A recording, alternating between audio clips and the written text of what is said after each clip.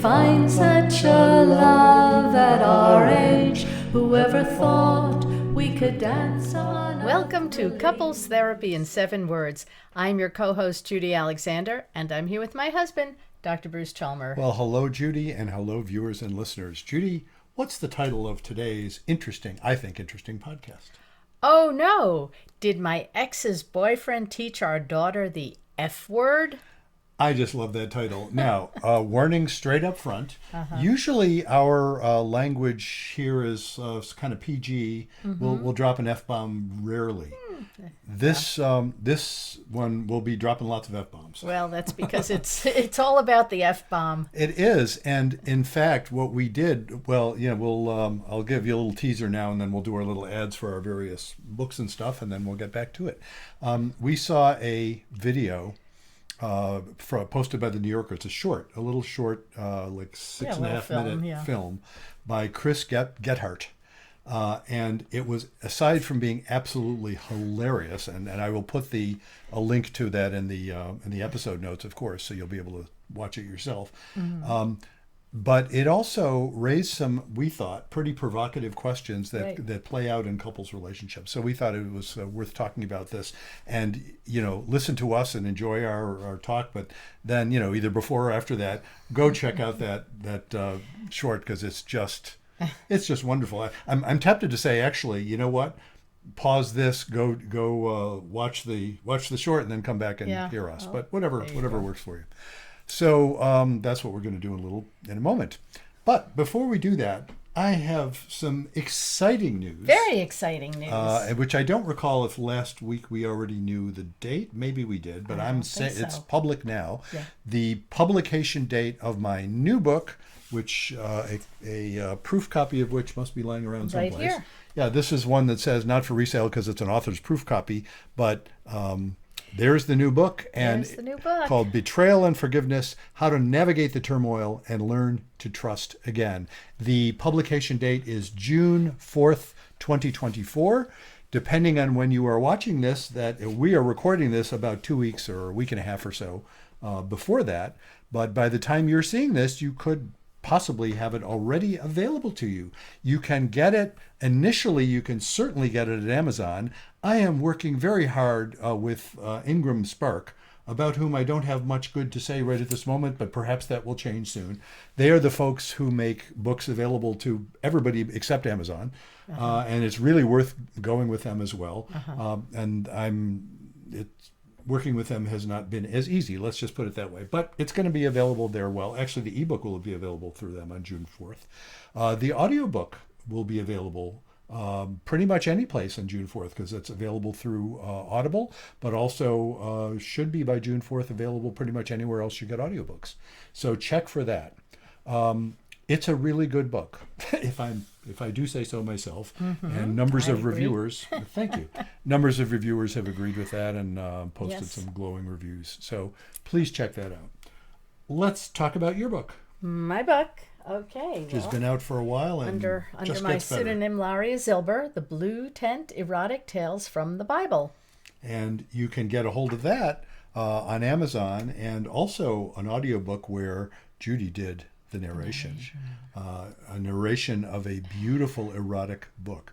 If you fell in love with her voice the way I did, you'll really love that book. Let's just put it that way. And don't forget my other books too. That's right. Have been out. It's Not About Communication: Why Everything You Know About Couples Therapy Is Wrong. Yes, right. And Reigniting This Spark: Why Stable Relationships Lose Intimacy and How to Get It Back. And those are also available pretty much anywhere books are sold, so check them out. Lots of books. Lots of books. Lots of books. Well, so let's talk about this short film, which is, now those of you who did pause and took a look at it, I hope you enjoyed it. The girl, the little girl playing, I'm not sure how old she is. I don't know, she seems to be like about 6, 7, 7, 8, I don't know. 7. Her name is Delaney Quinn. Phenomenal. She's so I wondered if she was in fact Chris Gethard's daughter. She doesn't appear to be. I mean, she has a different name. And amazing little actress. And Chris was also wonderful as the dad. And go Well, ahead. talking Yeah. about, what do you tell your children that when it comes to swearing, using words that they learn that you don't want them using in the house or that they might have overheard you say? How do you talk to your children about what words are okay and what they're not? And especially if you're in a let's say a relationship that's if you're divorced or widowed or not even married to your partner, the parent of your child, and they have another partner, and you're kind of well, let's just say the video, for those who haven't seen it, the video begins when the little girl asks her father, she says, "Daddy, what does fuck mean?" And he immediately says, "Oh, where did you hear that? Did your mom's boyfriend say that?" Yeah. Exactly. And so, So it already sets up that there's a little tension there's there. a subtext here, and then, well, we don't want to spoil it, but Right. later on, there's clearly a subtext where the character that played by Chris, the dad, is he's the one, his mommy left him Right. for another guy, and he's still really pissed. Yeah. And so he's dealing with that. What I loved about this, though, was the way he answered her question, because he took it so seriously. Yeah. And he gave her amazing rundown on just how versatile that word is. And there was a moment, so spoiler alert, folks, but here it is. I mean, just it's only 6.5 minutes. Watch the video. But spoiler alert, there's a moment there where he finally asks the little girl again, like, he says, I'm going to need some context here. Where'd you hear it? And the little girl says, well, we were at school, and the teacher told this other little girl that she had to let Her play Foursquare. Right. And the other girl said, fuck that. Yeah. And I was just so impressed with his response, because what he could have said was, well, that's terrible, and we should go and talk to that, and what he said was, that's a great use of that word. And that was just brilliant. It was sort of, what it reminds me of? It reminds me of when you're, folks know me, I do a lot of music. I'm not a pianist by any stretch, but I play at the piano some. And when I've played Gershwin songs, the chords he came up with are breathtakingly unexpected, and yet they're just so beautiful. And that response that he gave, saying, that's a really good use of the word, was like a Gershwin chord. It was like, I wasn't expecting anything like that. Right. And it was an expression, it was so loving, because he was saying to his kid, who was saying, hey, she's the one who was getting fucked. Right. In effect, by the using. Plus, he also enumerated like all the different uses of the word before that. He did, and he did it with such love. Well, of course, the other person it reminds me of, can you guess? What other comedian it reminds me of? George Carlin. George Carlin, yeah, 7 words you can't say on right. television. Did you remember? You've seen that. Yeah. Bit. I remember the first time I heard that bit. It was like sometime in the 1990s, and I remember my reaction to this day. I remember, I think I heard it on the computer, actually. Early on in the days of the internet. It was probably late 90s. And I remember my reaction was, this is a man who loves language. And Chris Gethard, in this particular short, the way he rhapsodized about the uses of fuck was beautiful. It was really just beautiful. Yeah. And also, of course, very funny, because it's so incongruous to do that with his little girl, But it was, and the girl was just amazing. Yeah. So anyway, what do you do? So, he's saying, did mommy's boyfriend teach you that? And Right. it turned out no, that he didn't. But what do you do if he did? Or even a couple that's together. What do you do if one of them is just fine with, dropping fucks all over the place, and the other isn't? Right. Well, that's true. What do you do under those circumstances? And how do you get your child to understand that there are certain words that are okay maybe in the house, but you don't bring to school now, or in other places? I remember when my kids were little. Those of you who don't know us, we're a second marriage, so when my kids were little, we didn't know each other. And the rule that their mom and I had, which I still like to this day, they were allowed to use any word they wanted in the house, but they were not allowed to use them abusively. So they could say the word fuck in context, but they couldn't say fuck you meanly to someone. That would be, that's like, we would not, we would intervene if there was assaultive sort of language going on, just like if there was physical assault going on. But in terms of finding a way to use the word, they would do that. Now, I remember one of our kids, when our youngest actually had a friend who lived down the street, who was absolutely not allowed to say any of those things in his house. And the other thing our kids had to know, and this is what you pointed out, our kids had to know that they had to be aware that lots of people are offended by those words, and so they needed to not use them in a way that was offensive. Yeah. And they would get in trouble at school if they used them. They shouldn't use them around their grandparents, who would find it. And again, none of their grandparents were super prudish, but they would have found it really uncomfortably incongruous coming out of a kid's mouth. Right. So they were very careful about that. But this one friend would come to discover that it was okay for our son to say fuck. And I remember at one point saying to him, this kid went on, by the way, to a very high government position. It's really fun. They're all grown-ups now. Whatever. And I remember saying to him, hey, dude, enough already. He had to let it all out in your house, huh? Yeah. It's like, proportional. there are limits here. But it was fascinating. What, a more general question that comes up a lot. What do you do, when a couple has issues where they differ about what's harmful to their children? Yeah. That can be a real nasty, that comes up in my office a lot. And what happens? You name it.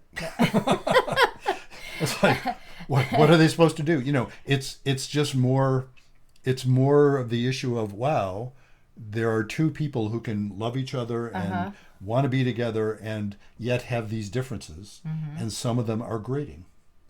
And they have to find some way of managing it. Well, this goes to something we did in a podcast probably 7 or 8 months ago, where I claim the key to solving all relationship problems. Do you remember what it is? Is to tolerate being mildly annoyed. Yeah, the ability to be mildly annoyed. Exactly. Yeah, just came up in a session I had with some folks this week, and we were all smiling about it, because what I like to point out to people is the one thing that's a constant, because I almost always tell all the couples I work with, because it's almost always true, so I almost always say it. Well, obviously I will say, partway through the first session, now that we're old buddies because I've known you for 17 minutes, clearly neither one of you is batshit crazy.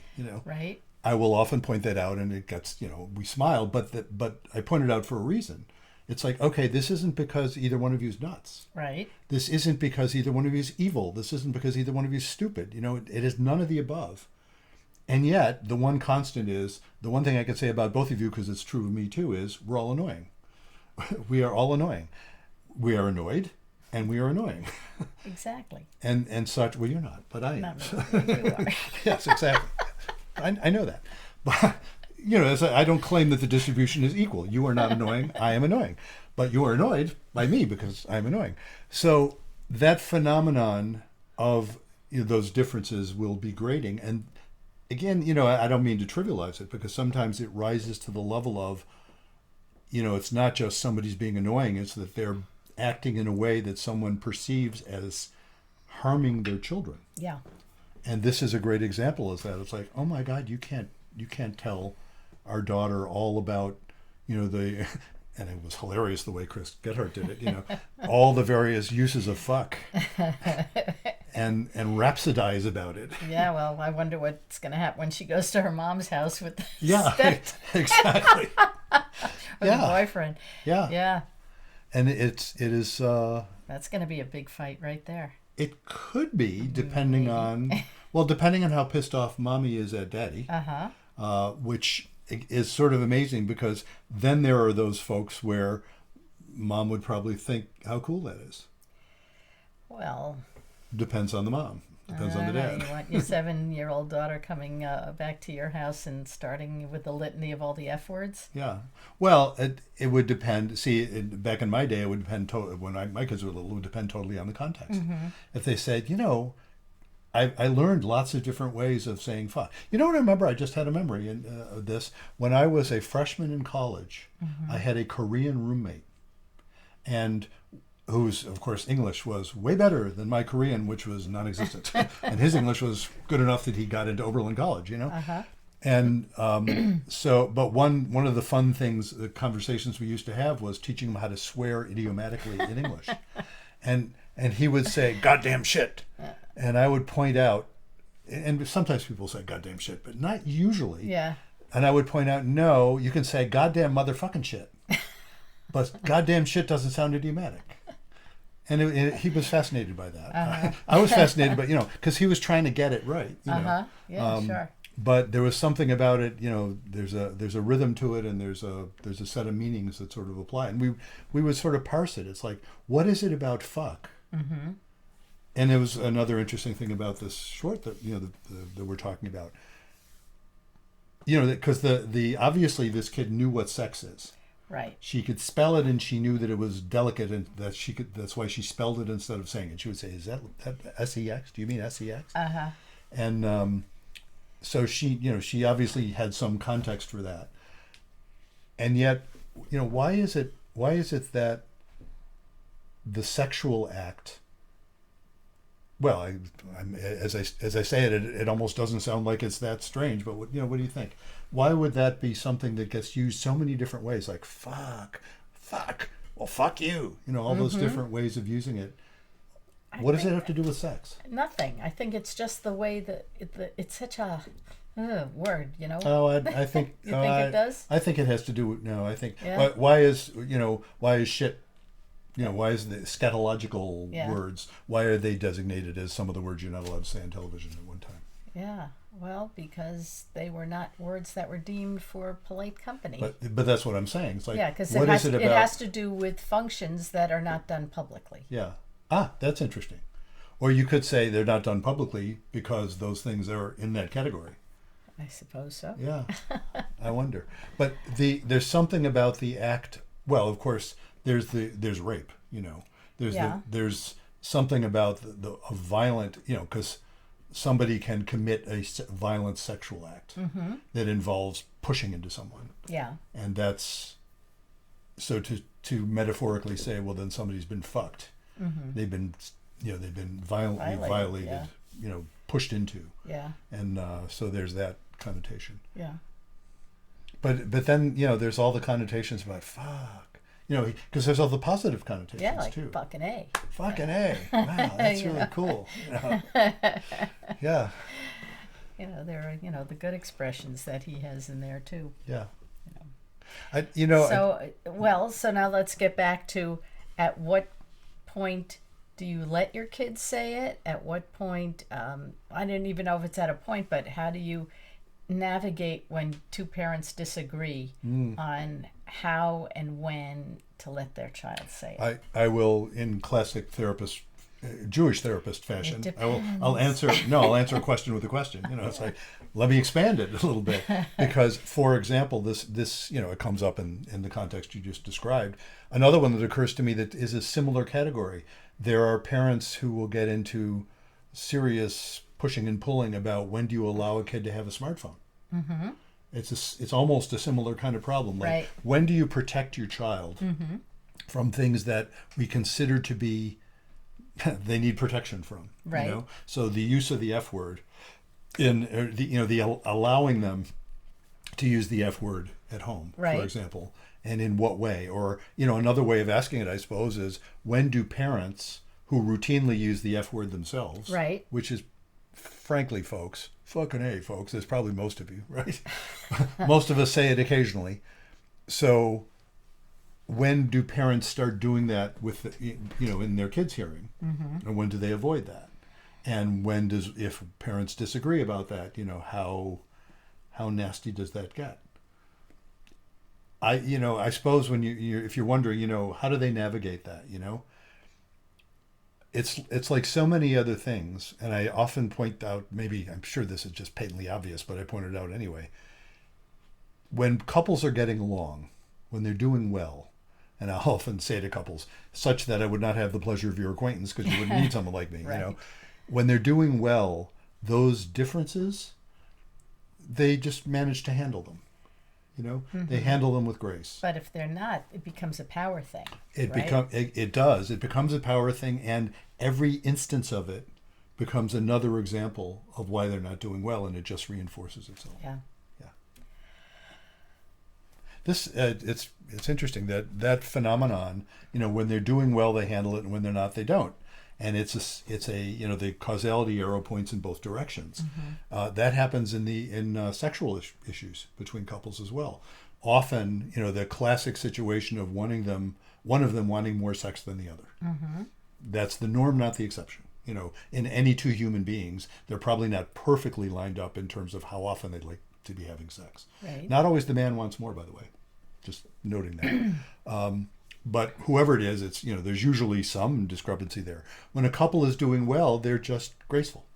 It's just not a problem. It's like, the one who wants it more is more often to be proposing it, or more often to accept it if the other one proposes it. Right. And the one who wants it less is the one who's more or less controlling how often it happens, through nobody's fault, because they're the one, they're more the throttle on it because they want it less. So when a couple's doing well, they just go with it. It's just fine. When a couple isn't doing well, that builds, because it becomes then the one who's saying no is feeling pressured. The one who's wanting it is feeling like, even if they aren't, they'll give up on saying anything, but the other person knows they want it, doesn't even think it's bad that they want it, but it's always pressure. And then the pressure becomes a stressor, and it's a source of ill feeling between them, and it just builds and builds. It brings a lot of folks to me. When they can relax about all that, suddenly all these things that seemed impossible become possible. So when is it okay to let your kid say fuck, or say it in front of your kid or whatever? When you're doing okay, I don't know. I mean, look, I have no answer. I have no definitive answer for that. It depends on the couple. Case by case. Of course. But when they're doing well, they figure that out.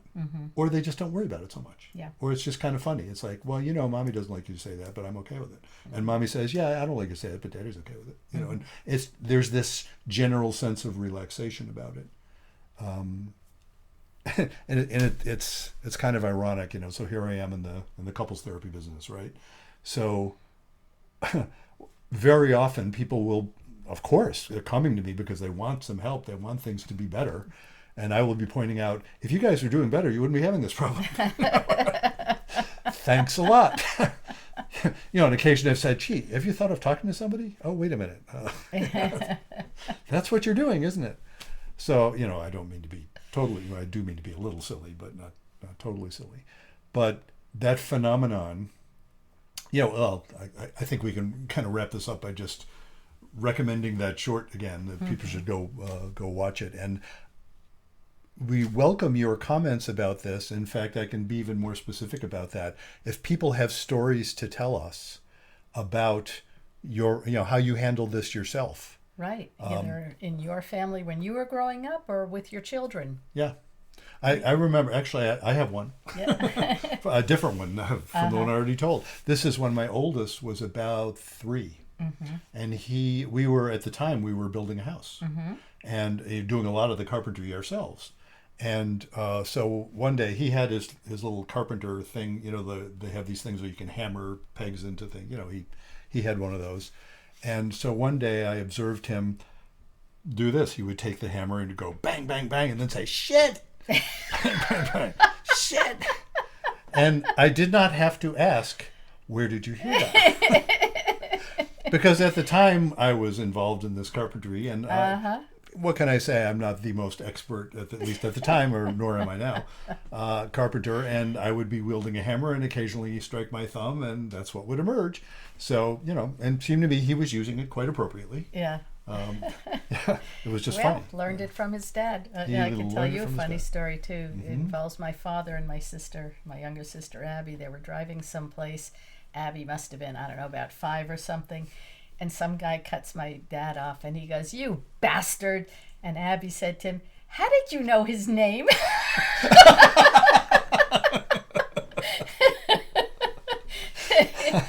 So there we are, folks.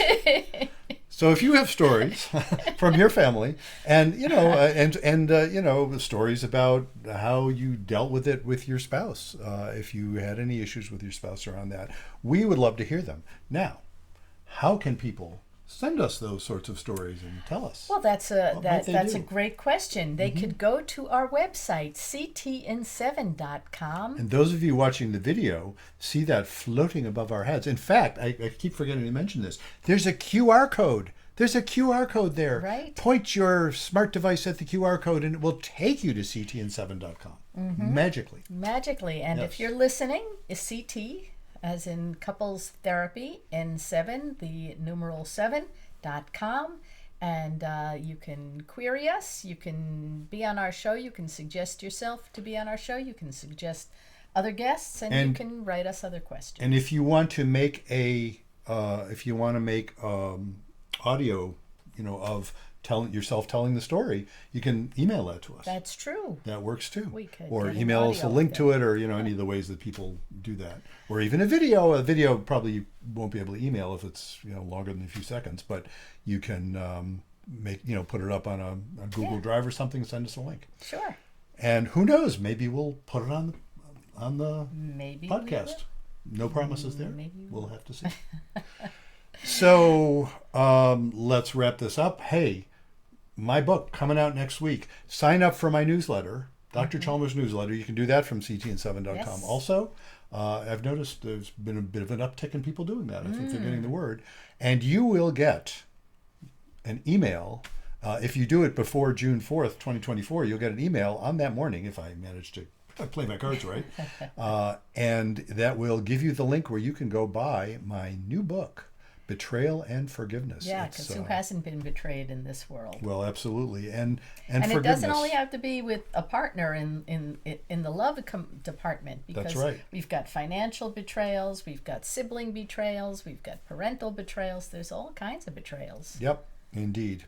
And there's even a chapter in there if you were the one who did the betraying. That's true. And I point out in that chapter, in a sense, that applies to everybody. I mean, maybe you haven't betrayed someone in a huge way, but we've all hurt people that we love. Yes. And good, we're all in this together, folks.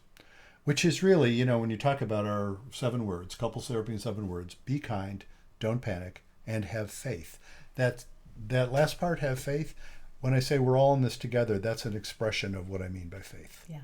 We're all in this together. And not like the 7 words you can't say on TV. No, not like those 7 words: be kind, don't panic, and have faith. You can say anywhere you like. You can say them all over the place, and nobody will bat an eye. Didn't even make that connection until you just said it. But 7's a good number. 7 is a good number. Yeah.